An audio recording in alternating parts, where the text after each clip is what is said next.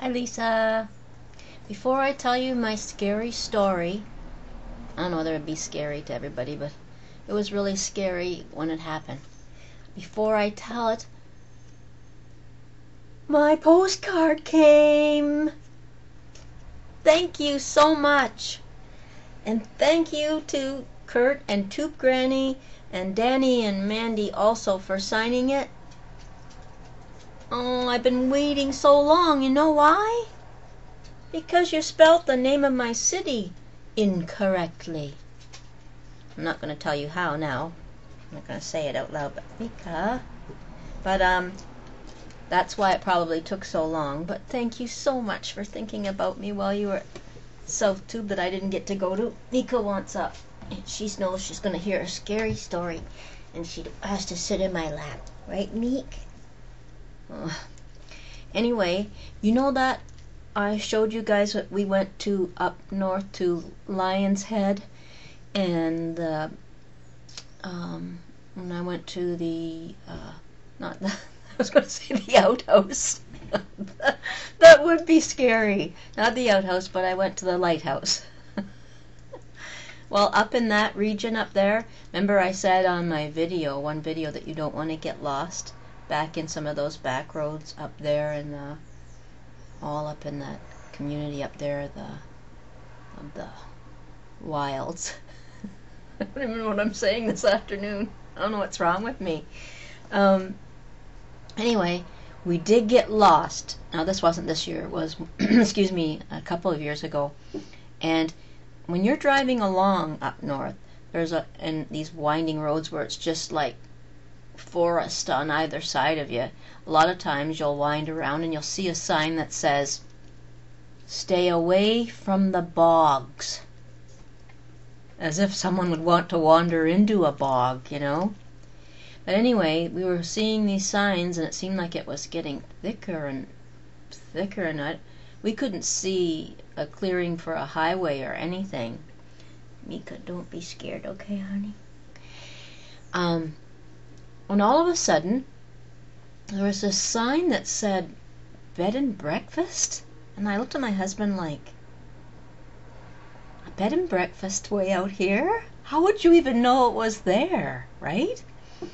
So we had to go through, it was like those gates, not the wrought iron gates, but the old farm gates, and that close and lock. Well, it was open. I have to keep this piece of hair out of my face because it showed in my last vid. I kept trying to sneak over and go like this.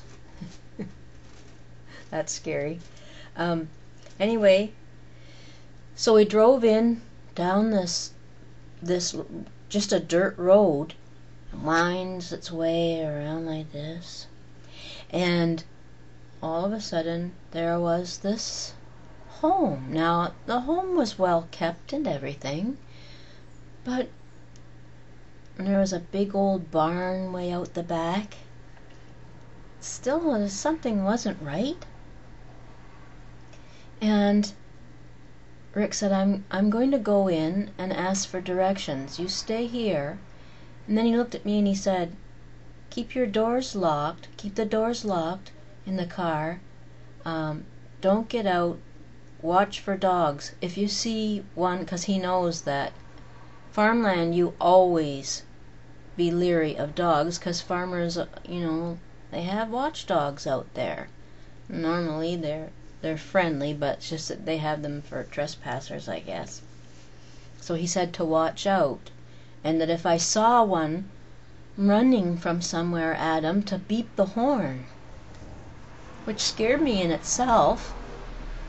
So I locked the doors and he walked up to the house, because it just, no one had come out in the porch or anything. So he went in there, he knocked on the door, and I couldn't see quite who came to the door, but someone let him in. It was the old, like that creaking door.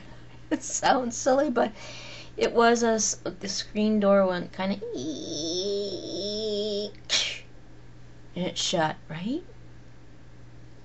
So then I'm waiting and waiting, and I'm looking around for dogs or bears or something, because bears are up there too. And it seemed to take him an awful long time to ask for directions. I was almost ready to get out and go up to the house, but I just felt funny about it. And all of a sudden, the door opens again. Bang! And it's Rick, right?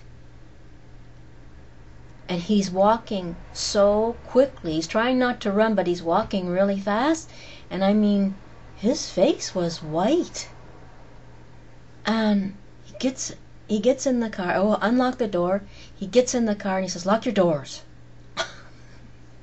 So I locked my doors. I said, I'm going, what? And he said, "Let's just get out of here." And I'm saying, "Rick, what's wrong?" And as we're driving down their lane, then he started to tell me that when he was in there, that the person that was talking to him, this man, was like sort of wanting him to stay. He said he was just talking nothingness about the weather and being back so far away from everybody and blah blah blah. And then Rick said all of a sudden he could hear something upstairs, and it was like a clump, like a thud, and then a dragging sound, like, you know, like somebody dragging. How do you make that sound? Some dragging like a trunk or something upstairs across. And then another thump, and then nothing. And the man hadn't said to Rick, "Oh, that's my wife," or whatever, you know.